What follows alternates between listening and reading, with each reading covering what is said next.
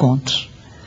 Então é um trabalho feito ao contrário do que seria, em geral, um livro de contos.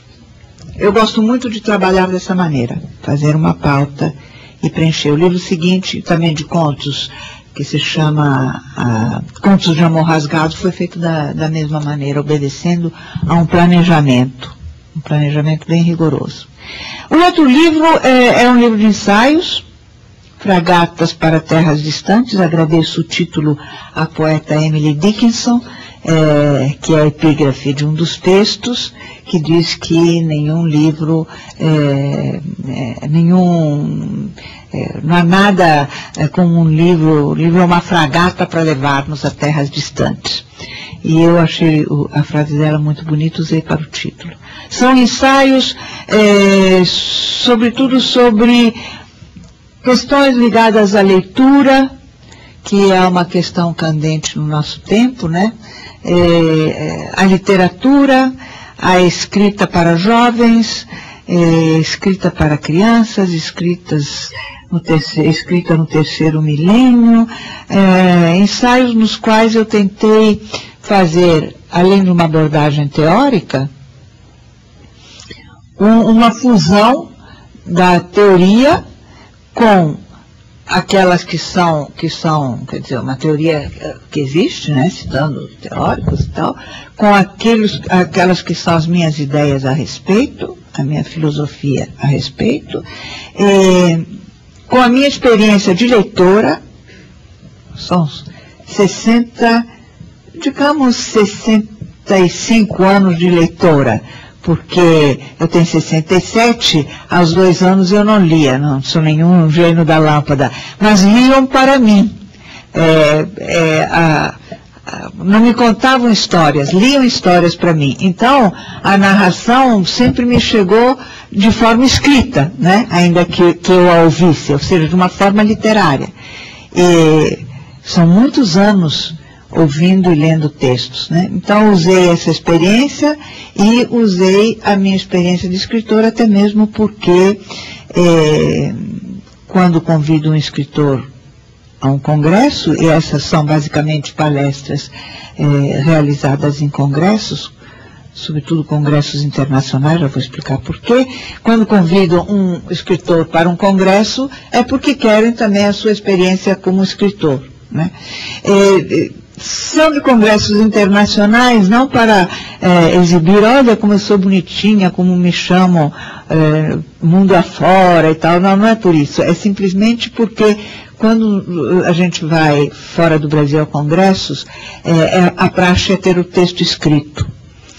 Em parte porque tem que traduzir, mas sobretudo porque eles gostam, em muitos países gostam que se leia o texto, não gostam que se improvise, e querem o texto escrito porque vai ser transcrito nos anais. Então, com isso, a gente ganha um texto.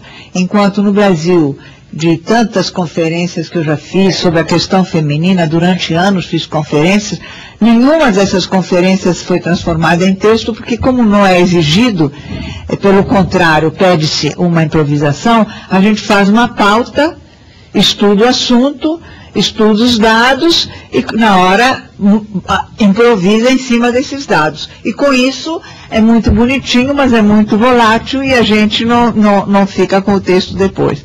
É por isso que essas são conferências, quase todas de conferências feitas no exterior. A questão da leitura tem um problema, que é a repetição de temas que a gente já conhece. Estamos há uns 20 anos falando de leitura, sobretudo na América do Sul, né? América Latina, e sempre dizendo as mesmas coisas. Então, o desafio a cada congresso desses é aquele, ai meu Deus, descobrir um ângulo novo, buscar coisas novas, pensar coisas novas, porque não vou sair de casa para repetir o que já ouvi, o que já me foi dito, o que já ouvi várias vezes. Nessa tentativa, acho que descobri algumas coisas interessantes, digamos assim. Abordei temas polêmicos, um deles é a eterna questão se existe ou não existe uma literatura feminina. Falei de Harry Potter,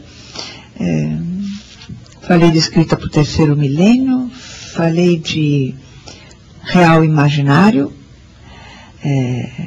com uma postulação diferente, porque eu considero que o imaginário é muito mais real do que aquilo que nós chamamos real.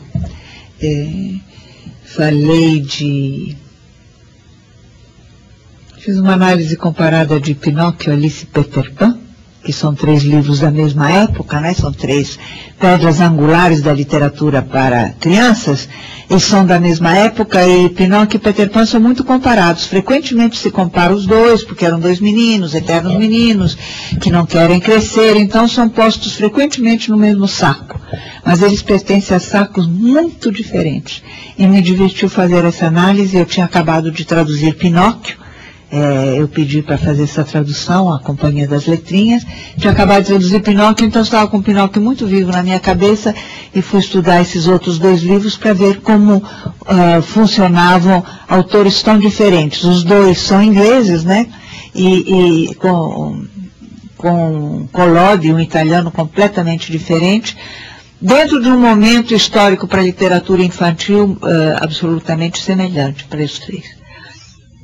Enfim, achei interessante trabalhar com isso e achei que era interessante para professores ver como sempre se pode fazer mais uma leitura e como cada leitura é apenas uma leitura a mais, inclusive a do professor. É um viés perigoso dos professores, que eu encontro frequentemente, de impor ao aluno, ao estudante, a sua leitura, porque ele é o professor. O professor esquece que o livro não foi escrito para o professor, o livro foi escrito para o leitor, e é do sagrado direito do leitor interpretar o livro como bem entender. A leitura do leitor é sempre válida. Então, tive o prazer de fazer essa leitura exatamente para mostrar também isso. Como uma leitura é só mais uma. Podem se fazer um monte delas. Que mais? Tem um texto sobre contos de fada, a importância dos contos de fada, por que os contos de fada foram parar no quarto das crianças, que mecanismo foi esse que pegou textos tão próximos do sagrado na nossa cultura e os transformou num produto menor para seres menores, porque a nossa cultura gosta muito das crianças, mas considera que não estão prontas, não entendem direito, não conhecem as palavras, como se isso fosse tão importante conhecer as palavras. Que mais? É isso, vamos conversar? Vamos deitar a conversa fora?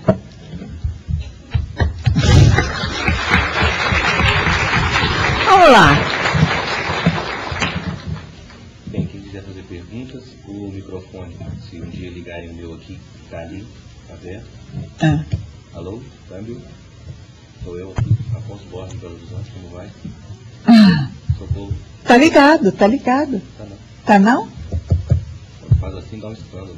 Tá ligado, sim, tá ligado. É que somos discretos, nada de escândalos, estamos falando mansamente. Quem quiser fazer perguntas, o microfone está ali. E se eles me permitirem, eu queria fazer a primeira. Pode. É uma reflexão que a gente estava fazendo mais cedo, né, Marina? Sim. No seguinte sentido, eu tenho a alegria de... Está sendo gravado? Está funcionando ou não? Rafael? Tá vendo? Eu tenho a alegria de conviver com Marina Afonso desde 86, né, Marina? A gente faz os lançamentos de livros, enfim, lá em Belo Horizonte. E no decorrer desses anos, muitas foram as vezes que eu convidei Marina, Marta Suplicy, Rose Muraro, tantas outras, para falar sobre um assunto de mulher, assunto sobre a questão feminina em geral.